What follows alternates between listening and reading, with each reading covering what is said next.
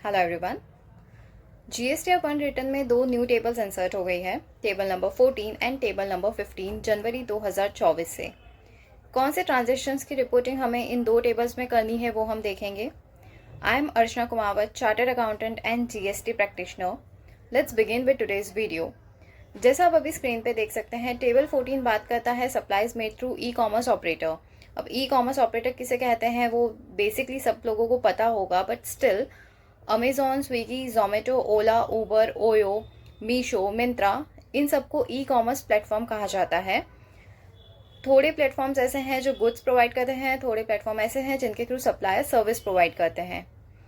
अगर अब हम बात करें टेबल नंबर 14 की, तो उसके अंदर और दो सब हेड्स हैं, collection of tax under section 52 and liable to tax under section 9 subsection 5। हम एक बार शॉर्ट में समझ लेते हैं कि ये दो सेक्शंस क्या कहते हैं। ई कॉमर्स ऑपरेटर में टीसीएस अंडर सेक्शन 52 जब कलेक्ट होता है जब कोई भी सप्लायर गुड्स सेल करता है ई कॉमर्स प्लेटफॉर्म के थ्रू, जैसे कि अमेजॉन, मिंत्रा, फ्लिपकार्ट एक्सेट्रा। जब भी कोई सप्लायर अगर सेल करता है इन ई कॉमर्स प्लेटफॉर्म के थ्रू, तो ई कॉमर्स ऑपरेटर जो होते हैं वो 1% टीसीएस कलेक्ट करते हैं। एंड सेकेंडली, सर्विस जो होती है वो डिफाइन हुई है सेक्शन 9 सबसेक्शन 5 में। सर्विस जैसे कि रेस्टोरेंट सर्विस प्रोवाइड करते हैं Swiggy, Zomato, transportation service provide करते हैं ओला, उबर, होटल सर्विस प्रोवाइड करता है ओयो।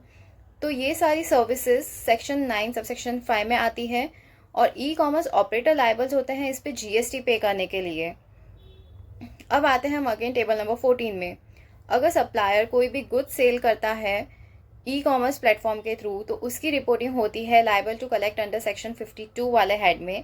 एंड सेकेंड जो हेड है 9 सबसेक्शन 5, उसमें कोई भी अगर सर्विसेज का सेल है, जो आप देख सकते हो स्विगी, उबर, जोमेटो के थ्रू होता है, उसकी रिपोर्टिंग यहाँ होती है। जो सर्विस होती है उनका सेल भले ही ई कॉमर्स ऑपरेटर पे करता है, उनका जो जीएसटी है वो ई कॉमर्स ऑपरेटर पे करता है, पर टर्नओवर वो सप्लायर का ही माना जाता है। इसके लिए जो एक अलग से टेबल है, टेबल नंबर 15, वो स्पेसिफिकली ई कॉमर्स ऑपरेटर के लिए है। फॉर एग्जाम्पल, अगर जोमेटो अपना रिटर्न फाइल कर रहा है तो वो अपने ट्रांजेक्शन्स की डिटेल टेबल नंबर 15 में डालेंगे, और जो नॉर्मल सप्लायर है अगर वो कोई भी गुड्स या फिर सर्विस अगर सेल कर रहा है तो उसकी रिपोर्टिंग होगी टेबल नंबर 14 में।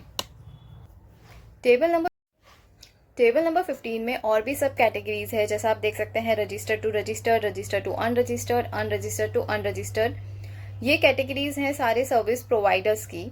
फॉर एग्जांपल, अगर एक होटल है जो अनरजिस्टर्ड है और वो स्विगी, जोमेटो के थ्रू सेल कर रही है, तो स्विगी, जोमेटो जब अपने रिटर्न फाइल करेंगे तो उनको प्रॉपरली ये सारे हेड सिलेक्ट करके ही अपना रिटर्न फाइल करना है। अब स्क्रीन पे आप देख सकते हैं जीएसटीआर 3B का जो सेकंड कॉलम है 3.1.1, गवर्नमेंट वॉन्ट्स की जो भी आप जीएसटीआर 1 में रिपोर्टिंग करो वो ऑटोमेटिकली यहाँ पे जीएसटीआर 3B में ऑटो पॉपुलेटेड हो जाए। तो अगर आप reporting table number 14 table number 15 में करोगे तो उसके अकॉर्डिंग ये जो सेकंड कॉलम है 3.1.1, वहाँ पे डायरेक्टली आपकी लायबिलिटी स्टैब्लिश हो जाएगी।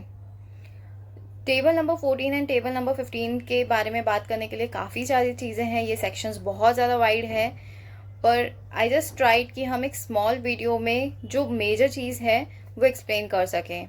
I hope this video is useful for you all, और आपके जो भी डाउट्स है वो आप कमेंट बॉक्स में कमेंट करके पूछ सकते हैं। And stay connected with this channel. C A Archana Kumawat. Like, share and subscribe. Thank you.